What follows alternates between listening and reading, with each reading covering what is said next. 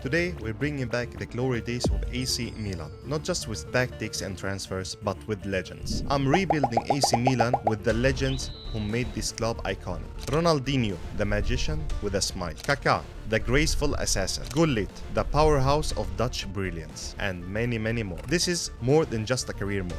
This is football history rewritten. Let me know in the comments, which club should I rebuild next with their legends? Maybe Real Madrid, maybe Barcelona. Smash the like button and subscribe if you love football nostalgia. And let's bring legends back to life. AC Milan's past meets FC 25. Let the legend begin. Today, we're stepping into the shoes of a footballing genius, a man who's conquered Europe, a mastermind behind the world's greatest squads, Carlo Ancelotti. This man won the Champions League twice as a player and 4 times as a manager. He's tamed egos, built dynasties, and made history with clubs like Milan, Madrid, and Chelsea, and many more. But now he's back at the club where it all began. This is a full-blown AC Milan legacy challenge, and these are the rules. Rule number 1, the trophy hunt. To complete this challenge, I have to win 4 different trophies. First one being the Serie A league title. Second one being the Champions League title. Third one being the Super Cup. And fourth would be the Coppa Italia. Rule number 2, no transfer control. This season, I have to accept every single transfer I receive,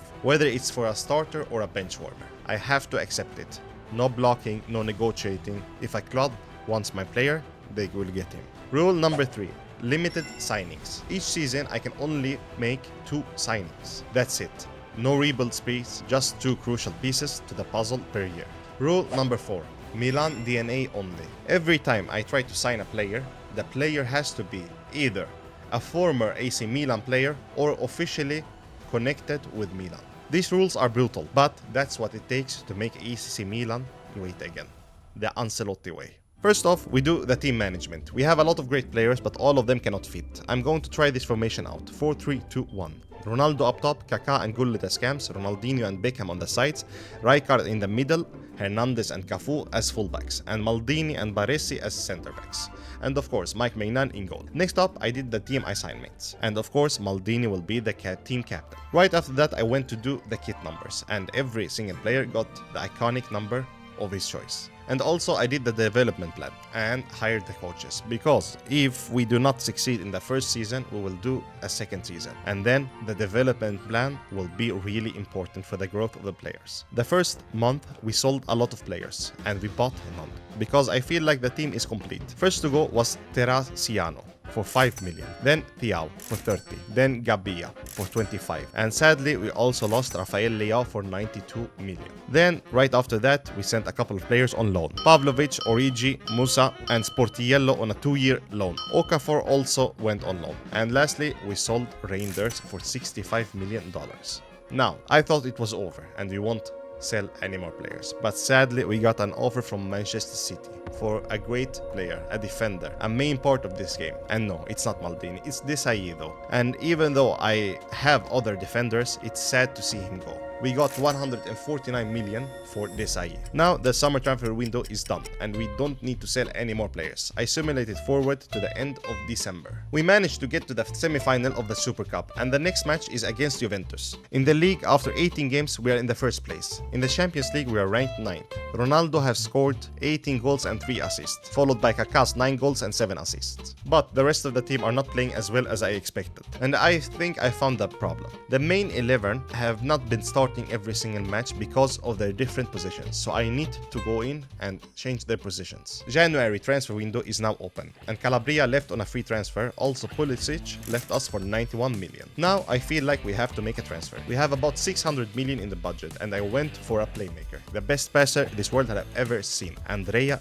Pirlo, a former Milan player that is currently playing for Inter Milan. I went in to negotiate with the Inter Milan manager, and after a while, I managed to get an offer for $204 million, the biggest transfer in football history. And it's not a great deal for us, but I have 600 million as I said, and only 2 signings, so I don't need the money. And with that, Andrea Pirlo is now joining AC Milan.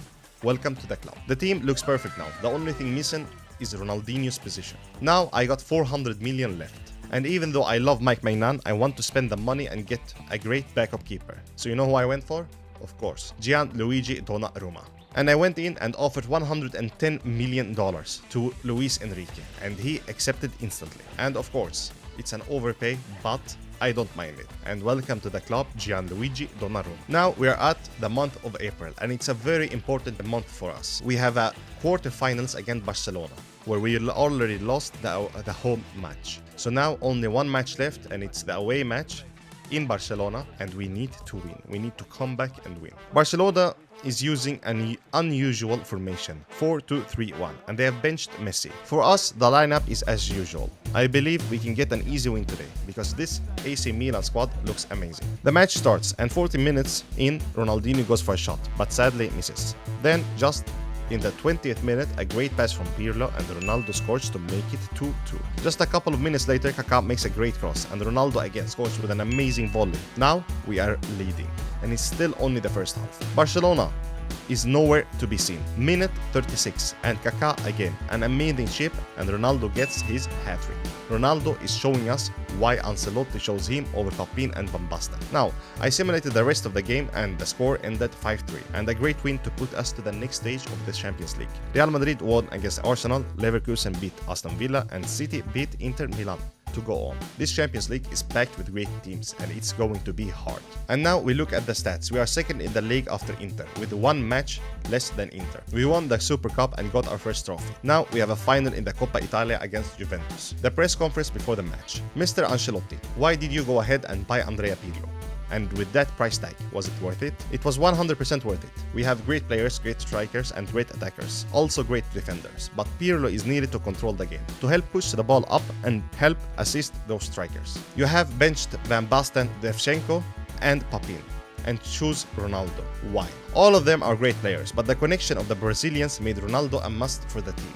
The press answers, thanks, that was all the questions. Now after the press conference, it's time for the final of the Coppa Italia against the great team of Juventus. Here is the team of Juventus. Buffon in goal, Calulu and Gatti on the fullbacks, Chiellini and Bremer in defense, Locatelli and Douglas Luiz in midfield, and Conceição, Nedved and Del Piero as the cams, and Diego Milito on top. For us, the team is the same. No changes yet, the team you know and love. The game starts, and 5 minutes in, Pirlo goes for a shot, and just misses the goal. The fight keeps going, and in the 44th minute, we get our first real chance, where Gullit wins the ball in an offensive half, and passes it to Ronaldo, and Ronaldo passes it to Kaká.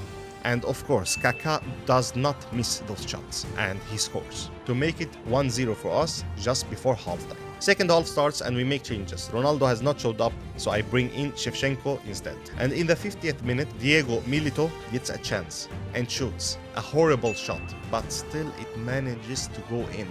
And now the score is 1-1. We worked so hard for that goal, but yet Diego just shot one simple shot and made it 1-1. 5 minutes later, Pirlo makes a pass, and Shevchenko with an amazing touch gets behind the defenders and scores to make it 2-1. I knew Shevchenko was the right choice. Minute 79, and Douglas Luiz in the same fashion as Milito shoots a horrible shot and again manages to score. Maybe the problem is not the Juventus attackers. Maybe the problem is in our team, in our goal. Maybe it's Mike Maignan. But the referee blows for full time, and we are off to extra time. And I decided to keep Mike Maignan. I have not tried Donnarumma yet, but I'm afraid to try him now. But we make a couple of changes. Ronaldinho and Gullit changes positions. Gattuso in, Pirlo out. Tomori in and Maldini out. We change the formation to 4-3-2-1 with Ronaldinho and Kaká as the center forwards. And in the 99th minute we get a free kick, but Ronaldinho shoots and Buffon saves it. But from the corner, Ronaldinho makes a great cross and Gullit with a great header makes it officially 3-2. What an amazing goal, and in the perfect time. And then we defend to the last minute. We try to play slow and keep the ball.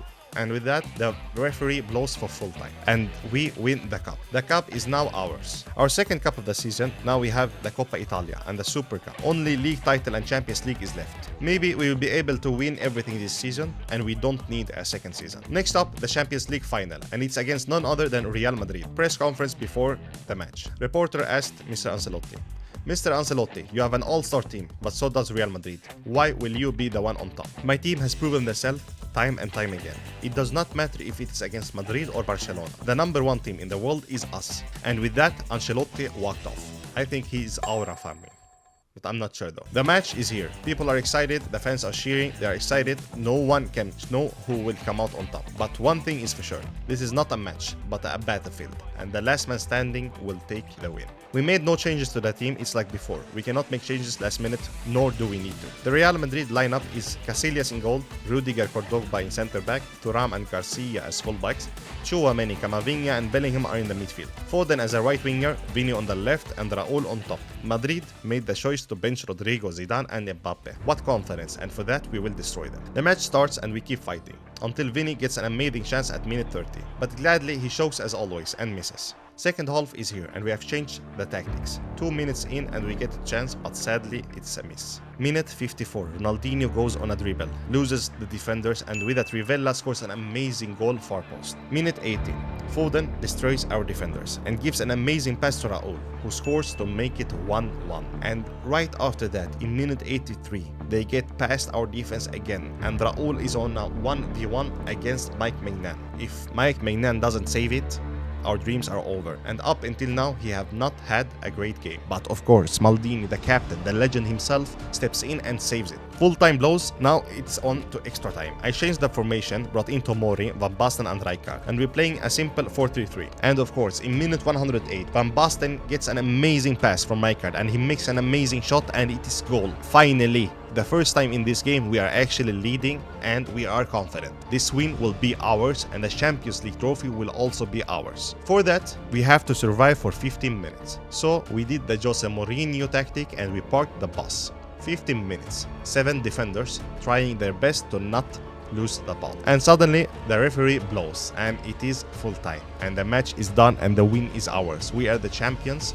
We have the title. Everyone is celebrating, dancing and cheering. We lift up the cup and take the pictures. And with that, we are one step away from dominating the world with AC Milan. Only the league title is left and we are going to win it. As soon as we get home to Italy, we find out that we are the league winners. And with that, the challenge is actually complete. We won 4 trophies and dominated the world of football. But before we go, let's check out the stats. Ronaldo had an amazing 55 goal contributions in only 60 games. Ronaldinho had 33 in 60 games. Kaká had a whopping 36 in 60 games, followed by Gullit who had 26 goal contributions. What an amazing season for these players, but sadly we did not win any Ballon d'Ors. I think it's because we had too many good players on the team. So it wasn't just only one player who was shining. Thanks for watching guys, I hope you enjoyed this video. And tell me in the comments what do you want to see next week. See you next Sunday. Bye bye.